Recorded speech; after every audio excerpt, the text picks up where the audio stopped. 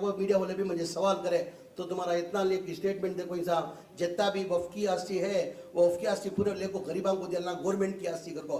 बाद में वो टेम्पो में स्टेटमेंट दिया ये किसकी बाप की आस्ती ने, इतना की बाप की आस्ती ने, जमीर अहमद खान की बाप की आस्ती ने, ये आस्ती जो है दान कर कोई ये आस्ती उनमें कहाँ की एक जगह माध्यम ಸ್ನೇಹಿತರಿಗೆ ಬಹಳ ಜನಕ್ಕೆ ಕನ್ಫ್ಯೂಷನ್ ಇದೆ.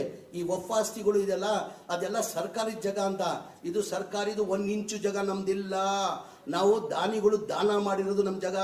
ಮಾನ್ಯ ಯತ್ನಾಳ್ ಸಾಹೇಬ್ರಿಗೆ ಹೇಳಕ್ ಬಯಸ್ತೀನಿ ನಾನು, ಯತ್ನಾಳ್ ರೇ, ಮಿಸ್ಟರ್ ಯತ್ನಾಳ್ ಕೇಳ್ಕೊ, ಇದು ತಾವ್ ಹೇಳಿದ್ರಿ ಒಂದ್ಸತಿ ಎಲ್ಲ ಆಸ್ತಿಗಳು ವಫ್ ಆಸ್ತಿಗಳು ಎಲ್ಲ ಬಡವ್ರಿಗೆ ಹಂಚ್ಬಿಡುವ ಅಂತ.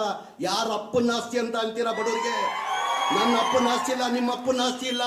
ಇದು ದಾನ ಮಾಡಿರೋದು, ದಾನ, ಇದು ದಾನ ಕೊಟ್ಟಿರೋದು, ದಾನ ಜನ ದಾನ ಮಾಡಿರೋದು, ನಮ್ಮ ಸಮಾಜಕ್ಕೆ ಒಳ್ಳೇದಾಗ್ಲಿ ಅಂತ ದಾನ ಮಾಡಿರೋದು.